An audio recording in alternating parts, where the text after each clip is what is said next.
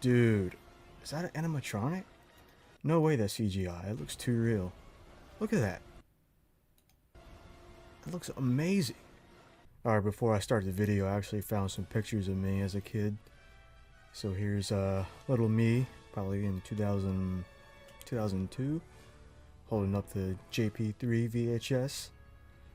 I don't have the my original VHS, but I do have a Blockbuster one. See, it says on the back that this was released February 4th, 2002. Not sure if you can see that. Yeah, man. This is one of my favorite movies. I love the original and I love The Lost World, but yeah, this is the first one, JP3, that I saw in theaters. The first Jurassic Park movie, and you know, I had all the merch, all the toys. So this movie will always hold a special place in my heart. And there's one more that I found. Look at that Pikachu sweater I had.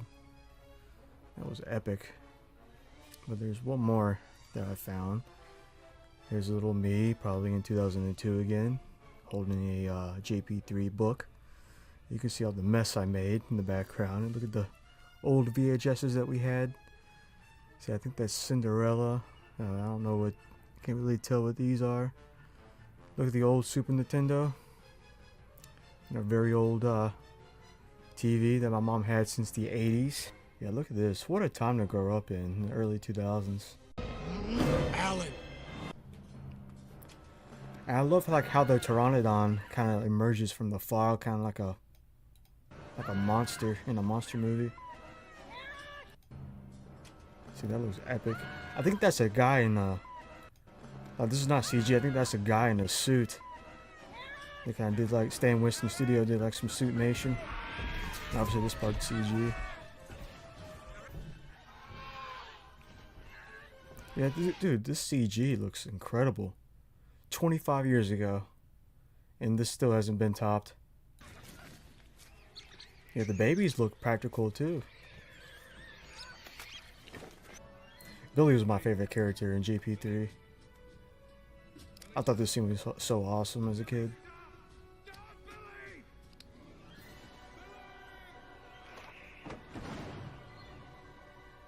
What an awesome shot. Kick him off the ledge. Just pick him up and throw him. That's what I would do.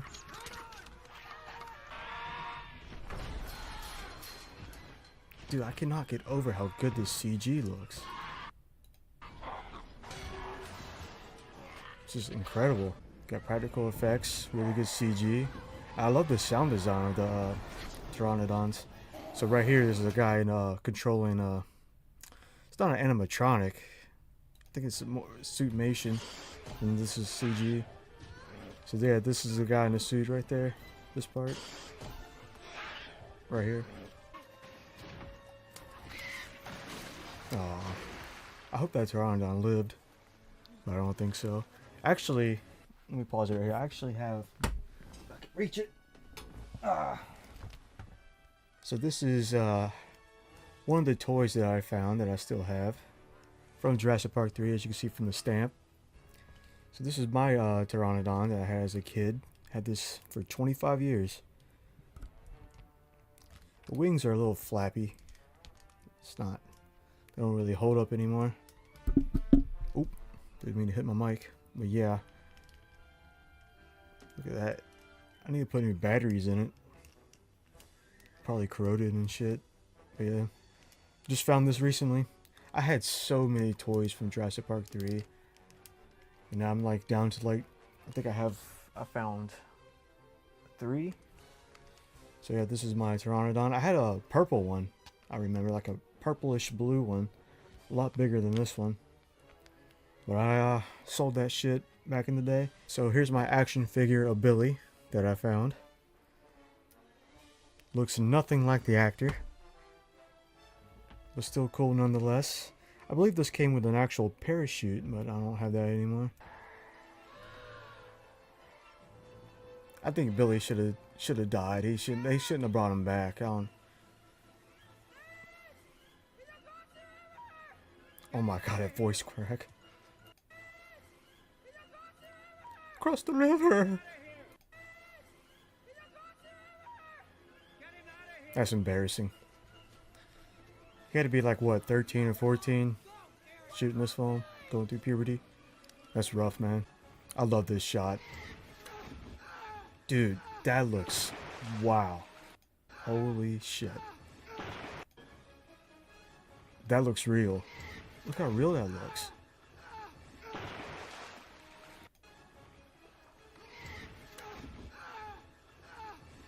Dude, that's incredible. That is incredible. Oh, this part right here. Look at this. Look at this.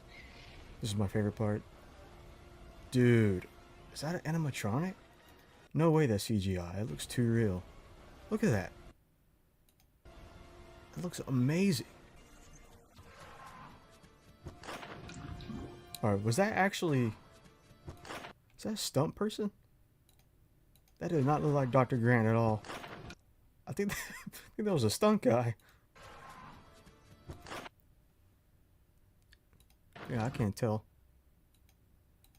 That did not look like Dr. Grant. But nonetheless, it's still an epic shot. Yeah, you can see right here with the puppet they used. Like, that looks real. Holy shit. Did you see some guy back there controlling it? It was great. They have this in storage somewhere. They have to. Freaking give it to me, man. Give it to me. I want it. In addition to that, we're dealing with pteranodons, and I think the audience for a long time has been hoping that we would bring flying dinosaurs into this genre, and we had a perfect opportunity to do that with this. So we did, again, a lot of work with Jack to analyze just how big these things got, and they were quite enormous and quite scary.